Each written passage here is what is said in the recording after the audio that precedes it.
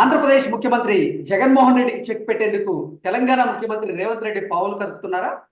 అందులో భాగంగానే YS Sunitha, YS Sharmila మీద సోషల్ మీడియా వేదికగా చేసుకుని వేధింపులకు పాల్పడుతున్న, బెదిరింపులకు పాల్పడుతున్నటువంటి వారిపై కేసులు నమోదు చేసేటువంటి ప్రయత్నం చేస్తున్నారా? ఈ రకంగా రేవంత్ రెడ్డి ఇటు వైఎస్ షర్మిలకు, సునీతకు అండగా నిలబడబోతున్నారా అంటే అవుననే సమాధానం ఇస్తున్నారు కొంతమంది రాజకీయ విశ్లేషకులు. ఇక ఇదే అంశానికి సంబంధించి మనతో మాట్లాడేందుకు ప్రముఖ సీనియర్ జర్నలిస్ట్ శ్రవణ్ కుమార్ గారు మనతో ఉన్నారు. ఆయనతో మాట్లాడు. శ్రవణ్ గారు నమస్తే అండి. నమస్తే అండి. జగన్మోహన్ రెడ్డికి చెక్ పెట్టేందుకు రేవంత్ రెడ్డి పావులు కదుపుతున్నారా? అందులో భాగంగానే వైఎస్ సునీత, వైఎస్ షర్మిల మీద సోషల్ మీడియా వేదికగా చేసుకొని బెదిరింపులకు పాల్పడుతున్న వారిపై తెలంగాణ పోలీసులు కేసులు నమోదు చేస్తున్నారా? ఇక వైఎస్ షర్మిలకు, వైఎస్ సునీత రెడ్డికి ఇటు రేవంత్ రెడ్డి అండగా నిలబడబోతున్నాడా అంటే ఏం చెప్తారు సార్? ఖచ్చితంగా అండి. దాంట్లో ఏ ప్రశ్న అనుమానించాల్సిన ప్రశ్న ఏం లేదండి. ఖచ్చితంగా రేవంత్ రెడ్డి షర్మిలకు సహకరిస్తానికి, పైగా అది కాంగ్రెస్ పార్టీ నుంచి కాబట్టి ఇంకెక్కువ సహకరిస్తానికి సాయశక్తిగా కృషి చేస్తాడు.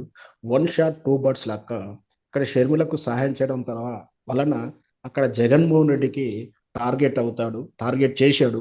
వాస్తవానికి ఏంటంటే జగన్మోహన్ రెడ్డి మీద వ్యక్తిగతమైనటువంటి ద్వేషం కానీ పార్టీ పరమైనటువంటి విభేదం కూడా లేదు వాస్తవానికి. ఎందుకంటే జగన్మోహన్ రెడ్డికి కానీ రేవంత్ రెడ్డి గారికి ఏ విధంగా గ్యాప్ కూడా వ్యత్యాసం కూడా లేదు వాళ్ళ మధ్య. ఎందుకంటే ఏ విధంగా పోటీ కూడా లేదు.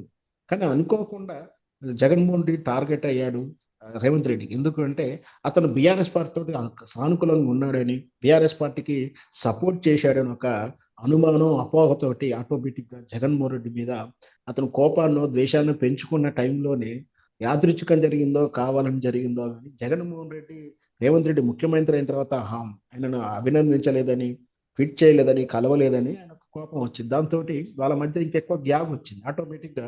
ఇంకొకటి ఏంటంటే దీనితో పాటు ఆటోమేటిక్గా రేవంత్ రెడ్డి అనేది చంద్రబాబు నాయుడు బినామీ అనేది అందరికీ తెలిసిన విషయం. అది ఆయన శిష్యుడని, ఆయన చెప్పులు మోసాడని కూడా అందరికీ తెలిసిన విషయం.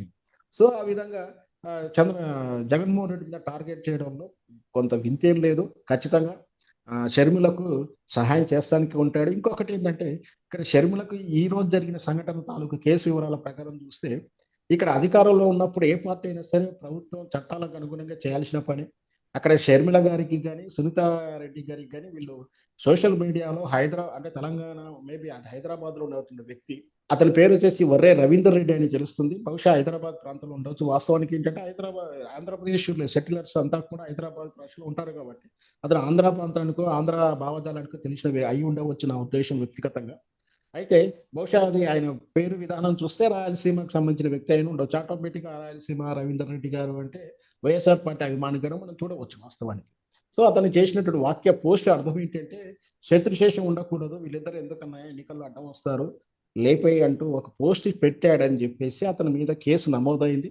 దాని తాలూకు సర్కమ్స్టెన్షియల్ ఎవిడెన్స్ కూడా పోలీసులు సేకరించారు. ఈరోజు రేపు మాకు అరెస్ట్ చేసే దాఖలాలు ఉన్నాయి కూడా మనం చదువుతున్నాం. అంటే దీన్ని బట్టి అర్థం చేసుకోవాల్సింది ఏంటంటే ఖచ్చితంగా ఎవరు కంప్లైంట్ ఇచ్చినా కూడా అక్కడ ఎవిడెన్స్ ఓపెన్ ప్లాట్ఫామ్లో ఉంది. అది సోషల్ మీడియా పెట్టడం కానీ అది దాచితే దాగని నిజం అది కాదు. కాబట్టి ఖచ్చితంగా ఎవరు అంటే ఇక్కడ జగన్మోహన్ రెడ్డి ఇక్కడ గతంలో బీఆర్ఎస్ పార్టీ కేసీఆర్ గారు పాలనలో ఉన్నప్పుడు కూడా ఆనాటి కేసులకు చంద్రబాబు నాయుడు కానీ చంద్రబాబు మీద ట్రోలింగ్ జరుగుతున్నప్పుడు ఇట్లా కేసుల తాలూకులో కూడా అరెస్టు చేయడానికి సహకరించింది ప్రభుత్వం. ఈ రోజు కూడా ఆ విధంగా సహకరిస్తుంది. దాన్ని మనం వక్రంగా చూడాల్సిన అవసరం లేదు. అయినా కూడా వాళ్ళ మధ్య ఉన్నటువంటి ఈ ఘర్షణ వాతావరణం, వాళ్ళ మధ్య ఉన్నటువంటి రిలేషన్స్ ప్రకారం చూస్తే ఖచ్చితంగా రేవంత్ రెడ్డి షర్మిలతో చీకటి ఒప్పందాలు ఉన్నాయి. ఎన్నికల ముందు ఆమె పార్టీ పోటీ చేయకుండా ఉండటానికి చక్రం తిప్పి అర్ధరాత్రిలోనే చంద్రబాబు నాయుడుకి బెయిల్ వచ్చిన 2 రోజుల్లోనే ఇక్కడ అంతా కూడా సినిమా మారిపోవడం, ఇవన్నీ కూడా రాజకీయ విశ్లేషణలో ఖచ్చితంగా రేవంత్ రెడ్డికి ఖచ్చితంగా షర్మిల సహకరించింది, కోఆపరేట్ చేసింది. అటు కాంగ్రెస్ పార్టీలో విలీనం చేయకుండా, కాంగ్రెస్ పార్టీకి ఆమెను లెక్క చేయకుండా, ఆమె డిమాండ్ని హానర్ చేయకుండా, అలాంటి పరిస్థితుల్లో కాంగ్రెస్ పార్టీకి వ్యతిరేకంగా పనిచేయాల్సినటువంటి షర్మిల ఆ రోజు కాంగ్రెస్కు గెలవడం కోసం ఆ లోపాయకులు సహకరించినప్పుడు రేవంత్ రెడ్డికి కల్లో కూడా రానిటువంటి ఆ ముఖ్యమంత్రి పోస్ట్ రావడానికి ఇండైరెక్ట్గా కారణం షర్మిలకు ఖచ్చితంగా రేవంత్ రెడ్డి సహాయం చేస్తానికి ముందుంటాడు. పైగా ఈరోజు కాంగ్రెస్ పార్టీలో ఉంది. కాంగ్రెస్ పార్టీ ఉన్నప్పుడు వాళ్ళ సేమ్ పార్టీ కాబట్టి ఖచ్చితంగా ఈ సహాయ సహకారాలు ఇస్తారు. శ్రవణ్ గారు, ఖచ్చితంగా శ్రవణ్ గారు, అంటే రేవంత్ రెడ్డి గారు జగన్మోహన్ రెడ్డికి చెక్ పెట్టేందుకు ఈ షర్మిల గారికి సహాయ సహకారాలు అందిస్తారా, లేదంటే షర్మిల గారు ఆంధ్రప్రదేశ్ కాంగ్రెస్ పార్టీ అధ్యక్షురాలు కాబట్టి, కాంగ్రెస్ పార్టీలో ఉన్నారు కాబట్టి ఆవిడకి సహాయ సహకారాలు అందిస్తారా అంటే ఏం చెప్తారు? ఖచ్చితంగా అది ఒకటే కాదు, అన్ని కారణాలు. ఇటు చంద్రబాబు నాయుడికి శత్రువుగా అంటే ఆపోజిట్లో ఉన్న జగన్మోహన్ రెడ్డికి ఏం నష్టం చేయాలన్నా ఆయన ముందు ఉంటాడు. ఇటు షర్మిలకు తను ముఖ్యమంత్రి అవ్వడానికి కోసం సహకరించింది కాబట్టి షర్మిల ఏమడిగినా కూడా చేస్తారు. ఇప్పుడు ఆమె అదే కాంగ్రెస్ పార్టీలో ఉంది కాబట్టి ఆ కాంగ్రెస్ పార్టీ ఎదుగుదలకు కానీ ఆ కాంగ్రెస్ పార్టీ ఆ పార్టీ నుంచి వచ్చే ఆదేశాలను ఖచ్చితంగా ఆయన పాటిస్తాడు. ఆ పార్టీ కానీ షర్మిల కానీ బలపడటానికి లేదా ఆమె కోరికలు నెరవేర్చడానికి, అంటే ఇట్లా ఫలానా వాళ్ళు అరెస్ట్ చేయాలి, ఈ ఏదైతే టార్గెట్ ఆదేశాలు ఉంటాయో వాటిని శిరసావహించడానికి సాయశక్తిగా కృషి చేస్తాడనేది బహిరంగ రహస్యం.